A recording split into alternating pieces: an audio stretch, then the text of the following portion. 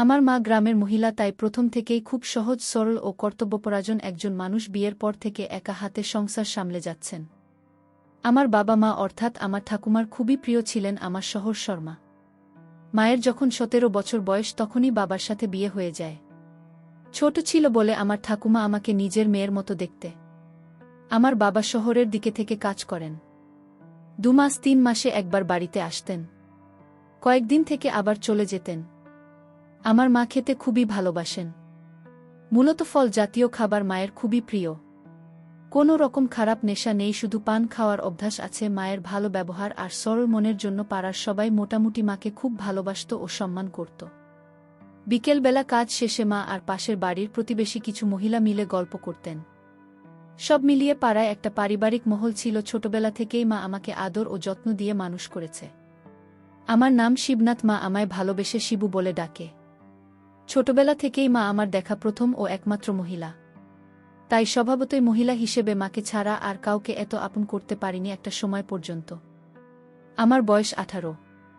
আমি একজন মাঝারি গড়নের ছেলে। আমি ইন্টারমিডিয়েট পাশ করে বাজারে চাল ডালের ব্যবসা করি। আমার মা গোড়া থেকে খুব খোলামেলা স্বভাবের মানুষ, তাই আমি আগাগোড়া সব কথাই মাকে বলি। আমার মা আমার কল্পনার রানী। মায়ের শরীরের গন্ধ আমার খুব ভাল লাগে। মায়ের ঘামের গন্ধ, নিঃশ্বাসের শব্দ, সব কিছুতেই আমি ভালোবাসার গন্ধ খুঁজে পাই। বয়সের সাথে সাথে আমার চেঞ্জ এর সাথে সাথে মাকে আমি নতুনভাবে দেখতে থাকি। কিন্তু সব কিছুর সূত্রপাত এক দুপুরে। সে একবার গরমকালে আমি দুপুরে খাওয়া দাওয়ার পর খাটে শুয়ে আছি। মা সব বাসন মেজে ধোয়াধুয়ির কাজ করে। ঘরে এসে ফ্যানের নিচে বসল। মাকে দেখে ক্লান্ত মনে হলো। মাকে জিজ্ঞাসা করে জানলাম সকাল থেকে সেদিন খাটাখাটনিটা একটু বেশি পড়েছিল। তারপর মা শুতে গিয়ে আমাকে বলল, কি রে শিবু, আজ এভাবে আডাআডিভাবে কেন? শুনেছিস আমি কিভাবে শোব? আমি বললাম, কেন, তুমি সোজাসুজি শুয়ে পড়ো যে রকম প্রত্যেক দিন শোও। তাহলে আমার পা তো তোর গায়ে লেগে যাবে বাবা। আমি বললাম, তাতে কি হয়েছে, তুমি শুয়ে পড়ো, আমার এখন উঠতে ইচ্ছে করছে না। এরপর মা লম্বালম্বিভাবে এলিয়ে পড়ল। আমার যাতে পা লেগে না যায় সেজন্য পা গুটিয়ে রাখল। আমি খানিক বাদে মায়ের পা নিয়ে আলতো হাতে মালিশ করতে লাগলাম। মা প্রথমে খানিকটা কিন্তু বোধ করলেও সারাদিনে ক্লান্তির ফলে পায়ে আরাম পেয়ে আর কিছু বললেন না। এভাবেই পায়ের মালিশ ক্রমে আমাদের দিনলিপির হয়ে উঠল এবং আমার মা অনেকটা সহজ হয়ে গেল। এদিকে আমার 37 বছর বয়সী মায়ের এমন সুন্দর দেবীর মতো ফর্সা দেখে আমি জোয়ারে ভাসতে লাগলাম। এরপর থেকে মাকে দেখার দৃষ্টিভঙ্গি আমার আরও বদলে গেল। সাধারণত বাড়ির কোনো কাজ করার সময়, বাসন মাজা বা কাপড় কাচার সময় বিশেষ করে শাড়িটা যাতে জলে ভিজে না যায় তাই গুটিয়ে কোমরে আটকে রাখতেন। এতে তার বেরিয়ে পড়ত। আমার মায়ের নিতম্ব আমাকে অমোঘ আকর্ষণ করত। তার নিষ্পাপ মুখটা যেন কোন মায়া জাগে আমার মনে তীব্র আলোড়ন ফেলত। ক্রমে আমি মাকে এত গভীরভাবে নিরীক্ষণ করতে থাকলাম। একদিন এভাবেই দুপুরবেলা মায়ের পা মালিশ করে দিচ্ছি আর মাসি আছে। এমন সময় পাশে তাকিয়ে দেখি অত্যাধিক গরমের জন্য তার বেরিয়ে পড়েছে। মুহূর্তের মধ্যে আমি অনুভব করতে লাগলাম গাছের তলায় আমার উঠেছে। এরপর থেকে মায়ের প্রতি আমার আকর্ষণ এতটাই তীব্র হয়ে দাঁড়াল যে শয়নের স্বপ্নে সারাদিনই আমি মাকে কল্পনা করতে লাগলাম। মায়ের কথা ভেবে একা একা কাজ করতাম। মাকে খালি আমাকে দেখানোর উপায় ভাবতে থাকলাম। এদিকে প্রত্যেক দিন দুপুরে মায়ের পা মালিশ দেওয়ার বিষয়টা মায়ের কাছে এতটাই আরামদায়ক হয়ে উঠেছে আর মা বিষয়টার সাথে এতটাই সহজ হয়ে উঠেছে যে মা আমার অনুমতি ছাড়াই পা দুখানি আমাকে তুলে দেয়। মানুষের প্রত্যাশা মাকে দেখেই আমার তাতিয়ে যায় আর গামছার উপর বানিয়ে ফেলে। মানুষের সাথে নাড়াচাড়ার সময় কখনো কখনো মায়ের পায়ের পাতা দুটি আমার সাথে লেগে যায়। প্রথমে ভয় পেলেও বিষয়টা আস্তে আস্তে আরও মজাদার হয়ে উঠল। খানিকক্ষণ পা মালিশ দেওয়ার পর মা গভীর ঘুমে আচ্ছন্ন হলে আমি নির্দ্বিধায় নিজের গামছা ফেলে সম্পূর্ণ অবস্থায় মায়ের পায়ের কাছে শুয়ে পড়ি আর তেল মালিশের সাথে সাথে মায়ের পা দুটোর মাঝখানে রেখে ধীরে ধীরে। সন্ধ্যায় আমার হঠাৎ ঘুম ভাঙলে দেখলাম মায়ের কোলে মাথা রেখে ঘুমিয়ে পড়েছিলাম। আমি নড়াচড়া করতেই মায়েরও ঘুম ভেঙে গেল। আমি বুঝলাম আমি তখনও সম্পূর্ণ অনাবৃত। মা আমায় বললেন আলোটা জ্বালতে। আমি এদিক ওদিক হাতেও গামছা খুঁজে পেলাম না, তাই মাকে বললাম, আমি স্নান করতে যাচ্ছি, গরম লাগছে, তুমি জ্বালিয়ে নাও বলে কলতলার দিকে গেলাম। আর এদিকে মা সন্ধ্যা দ্বীপ জলে চাতালে এসে বসলেন। আমি কলতলায় বসে দুপুরের মুহূর্তগুলির স্মৃতিচারণ করছিলাম। মায়ের উপস্থিতি বুঝে কলতলার দরজা থেকে উকি মেরে বললাম, মা, গামছাটা একটু দাও না। তাড়াহুড়োতে গামছা নিতে ভুলে গেছি। মা নিয়ে এসে দিতে এসে এত বছর পর আমার সম্পূর্ণ অবস্থায় দেখল। খানিক আমার দিকে চেয়ে থেকে বলল, বাবা তাড়াতাড়ি গা ধুয়ে নাও। আমি চুল থেকে জল ছাড়ার বাহানা করে গামছাটা নিতে একটু দেরি করলাম যাতে মা আমাকে ভালোভাবে দেখে নিতে পারে। কিন্তু মায়ের তেমন কোনো আগ্রহ ছিল না। আরেকবার সুযোগ নেওয়ার জন্য মাকে বললাম, মা তুমি আমার ছোটবেলার মতো পিঠ ঘষে স্নান করিয়ে দেবে? উত্তরে মা হেসে বলল, তুমি কি আর সেই ছোট আছো? এখন আমার থেকেও লম্বা হয়ে গেছে। তাও আমি তো তোমার কাছে চিরদিন ছোটই থাকব। মা একটা ভুবন ভোলানো হাসি দিয়ে বলল, আসো বাবা। আমি মনে মনে খুব খুশি হয়ে উঠলাম। ভাবলাম দেখা যাক কি হয়। মা কোলতলায় ঢুকে চৌবাচ্চার এক পাশে বসল, আমি মায়ের দিকে পিঠ করে মাটিতে বসলাম। মা আমার মাথায় জল ঢেলে চান করাতে লাগলো, তার সাথে টুকটাক কথাবার্তা। মাথায় সাবান লাগিয়ে মা বলল, বাবা এবার দাঁড়াও, তোমার পায়ে সাবান লাগিয়ে দেয়। আমি দাঁড়ালাম সামনে, সামান্য ঝুঁকে মা নির্দ্বিধায় আমার দিয়ে পরিষ্কার করতে লাগল পায়ের গোড়ালি, কোমর। এরপর সামনে ঘোরার সময় ভেবে উত্তেজনায় আমার একটু একটু জান আসতে শুরু করল।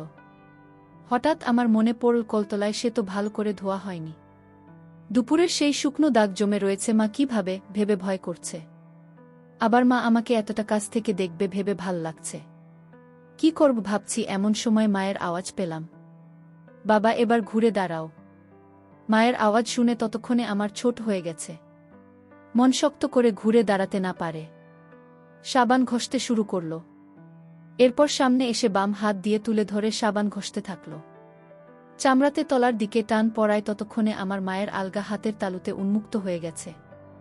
মায়ের হাতের সাথে সরাসরি সংস্পর্শে আমার ফুলতে শুরু করল। এদিকে মা শাড়িটাকে গুটিয়ে কোমরে বেঁধে রেখেছে। এই দেখে মা আমার দিকে চেয়ে রইলেন কিছুক্ষণ। তারপর বললেন, বাবারে আমার শিবু, বাবা কত বড় হয়ে গেছে। আমি খানিকটা লজ্জিত, অনেকটাই গর্বিত বোধ করলাম মায়ের এই কথায়, কিন্তু মুখে কিছু বললাম না। মা সাবান লাগাতে লাগাতে বলল, সেই ছোটবেলায় তোকে তেল মাখা, তারপর খানিক রোদ্দুর গায়ে লাগিয়ে ভালো করে সাবান দিয়ে ডলে ডলে চান করাতাম। আর আজ কত বড় হয়ে গেছে আমার বাবা, আমি কোথায় বড় হলাম মা আগের মতো। আজও তুমি আমাকে চান করিয়ে দিচ্ছ, তুমি চাইলে রোজই করাতে পারো। মা একবার আমার দিকে চেয়ে একটা মিষ্টি হাসি হাসলেন। ইচ্ছা হলো ওই মায়াময় চোখ দুটিতে ডুবে যায়। এই সুন্দর প্রতিমার মতো মুখ তাকে আদরে আদরে ভরিয়ে দেয়। তারপর ছেড়ে বললেন, হাঁটু গেড়ে বসে বাবা তোমার মাথার বুকে সাবান লাগিয়ে দিই। আমি মাটিতে বসতে আমার মায়ের পায়ে লাগল। আর ভালোভাবে জায়গা বানানোর জন্য মা নিজের বা পাটা আমার ডানে রাখলেন। খানিকক্ষণের জন্য আমার মনে হলো আমি দেবীর আরাধনায় বসেছি। মায়ের দিকে এক দৃষ্টিতে চেয়ে থাকলাম। মা বুকে সাবান ঘষতে ঘষতে বলল, আমি খানিকটা লজ্জিত, অনেকটাই গর্বিত বোধ করলাম। মায়ের এই কথায় কিন্তু মুখে কিছু বললাম না। খানিকক্ষণের জন্য আমার মনে হলো আমি দেবীর আরাধনায় বসেছি। মায়ের দিকে এক দৃষ্টিতে চেয়ে থাকলাম। মা বুকে সাবান ঘষতে ঘষতে বলল, সে কি হয় বাবা, এখন তুমি বড় হয়েছ, তোমার সবকিছুই ধীরে ধীরে পরিবর্তিত হবে, পরিস্থিতি বদলাবে, অনেক সঙ্গী সাথী হবে। কিন্তু একটা কথা মনে রেখো বাবা, যে কোনো বিপদে বা খারাপ পরিস্থিতিতে পড়লে আমার সব কথা খুলে বলবে, একদম দ্বিধা করবে না বাবা। আমি তো সব কথাই তোমাকে বলি মা, তুমি ছাড়া আমার এত আপনার কে আছে। তোমায় আমি খুব ভালোবাসি, আর বড় হওয়া মানে যদি তোমার থেকে দূরে সরে যাওয়া হয় তাহলে এমন বড় আমি হতে চাই না। মা আমার দিকে চেয়ে আবার হাসলেন, সেই ভুবন ভোলানো হাসি। বললেন, বড় হতে চাই না বললেই হলো, বর্তমানে হতেই হবে। তুমি বড় হবে, আমি বুড়ি হব, কিন্তু তার আগে তোমার একটা জীবনসাথী খুঁজে দিতে হবে, আমাকে যে তোমার খেয়াল রাখবে, তোমার জন্য রান্না করে দেবে। আমি বললাম, রান্না তো তুমি আমার জন্য করো মা, আর আমি তাতে খুশি। আমি তোমার সাথে থাকব, আর কারো সাথে না। মা হেসে বললেন, তা সে ঠিক আছে। এবার ওর বাবা মা বললেন, বাবা তোমার এখানে এসব নোংরা জমে আছে কেন? তুমি স্নানের সময় পরিষ্কার করো না কেন? এত অপরিষ্কার থাকলে চুলকানি হবে তো, আর এখানের গুলো পরিষ্কার করে রাখবে, না হলে চুলকানি হবে। এগুলি কেটে সুন্দর করে রাখবে। আমি মনে মনে ভাবলাম, তোমার ও তো একই হাল, বরং তোমারটা আমার থেকে অনেক গুণ। তাহলে তুমি কাট না কেন? আমি ঘরে শুয়ে শুয়ে সব কথাই ভাবছি। এমন সময় মা ঘরে এলো। এমন ঘর অন্ধকার করে আছো কেন বাবা? আমি বললাম, কিছু না, এমনি আলো ভাল লাগছে না।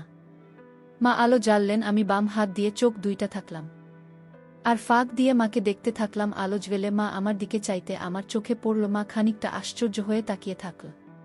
তারপর শান্ত স্বরে বলল, তুমি এভাবে শুয়ে আছো কেন? বাবা কাপড় পরো, কেউ দেখলে কি বলবে বলবে এত বড় ছেলে এখনো বাড়িতে কাপড় পরে না।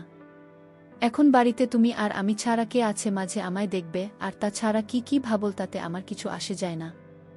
আর বাকি থাকলে লজ্জার কথা, তুমি তো আমার মা, আমাকে ছোটবেলা থেকে অনেক বাড়ি এভাবেই দেখেছ, তাহলে তোমার সামনে কিসের লজ্জা?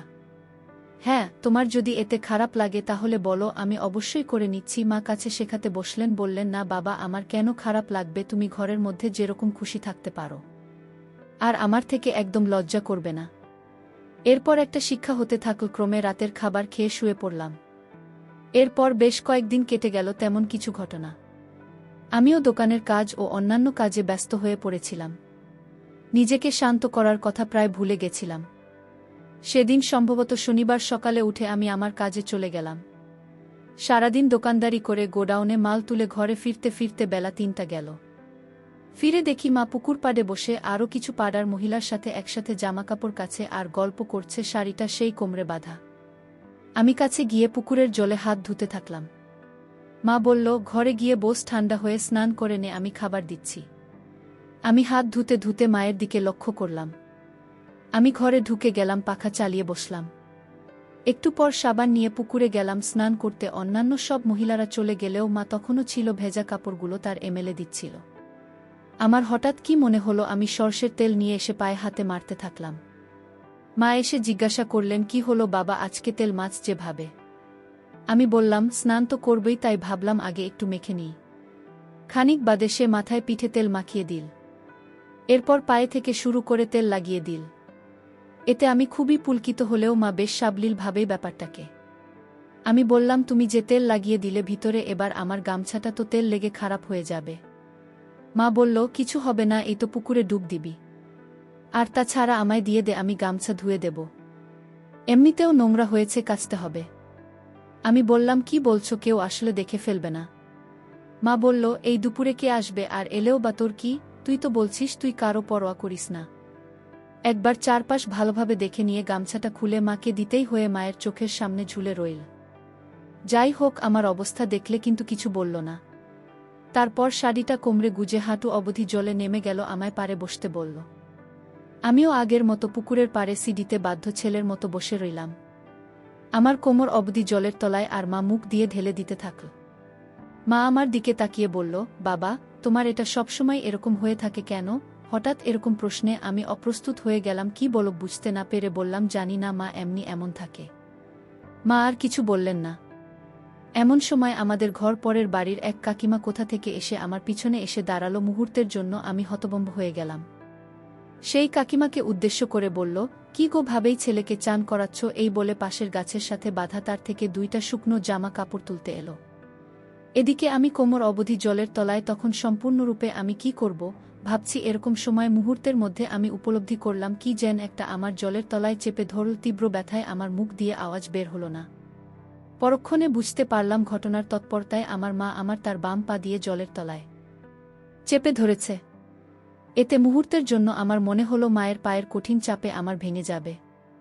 সাধারণত অবস্থায় আমার পুরোপুরিভাবে উপরের দিকে মুখ করে দাঁড়িয়ে থাকে। এরকম অবস্থায় কেউ যদি এটাকে নিচের দিকে চেপে রাখে তাহলে তো কষ্ট হবেই। আকুল নয়নে মায়ের দিকে তাকালাম। মা যেন প্রথমে জান গ্রাহ্য করল না।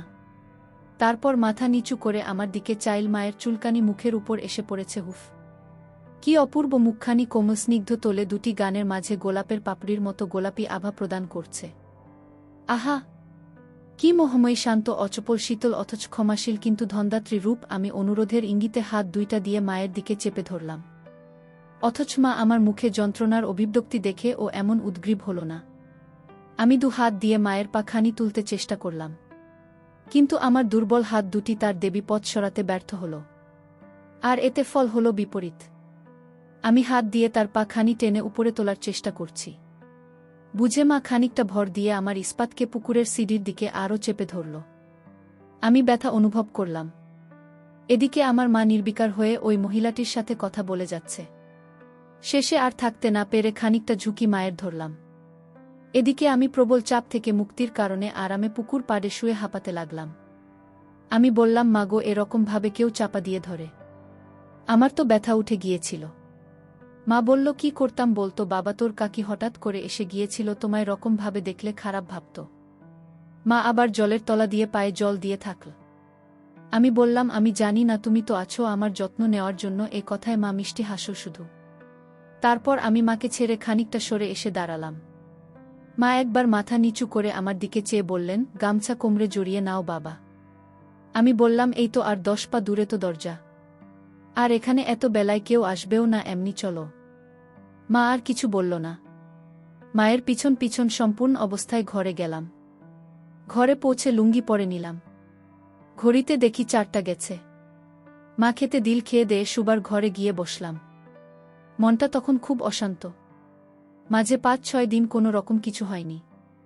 মা খানিক বাদে নিজে খেয়ে দিয়ে সব ধুয়ে নিয়ে ঘরে এলে দেখি মা আমার ঘেমে চান মাখাতে এসে বসে নিজের আঁচল দিয়ে আর ঘাম মুছতে লাগল, আর পান সাজতে লাগল। মাকে খুব ক্লান্ত দেখাচ্ছিল। আমি বললাম, তুমি বস, আমি পান সেজে দিচ্ছি। মা বিছানায় শুতে আমি ভালো করে পান সেজে মাকে দিলাম। বললাম, তোমার খুব খাটাখাটনি পড়ে যাচ্ছে, বাড়িতে একটা কাজের লোক রেখেনি কি বলো? মা বলল, না বাবা, এই তো রান্নাবান্না, বাসন ধোয়া আর কটা কাপড় কাচা, এর জন্য আর কাজের লোক রেখে কি হবে?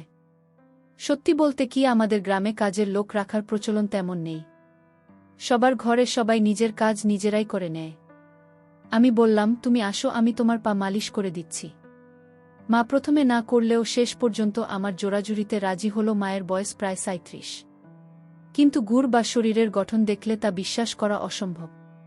যাই হোক, আমি যথাসম্ভব নিজেকে সংযত রেখে, সুবিধামতো রেখে মায়ের পায়ের পাতা অবধি তেল মালিশ করতে থাকলাম। হঠাৎ লোডশেডিং হতে একটা দমকা গরম অনুভব করলাম। তার সাথে বুঝলাম মা নড়ে উঠল। তাড়াতাড়ি থেকে দিলাম আর মায়ের পাতা মালিশ করতে থাকলাম।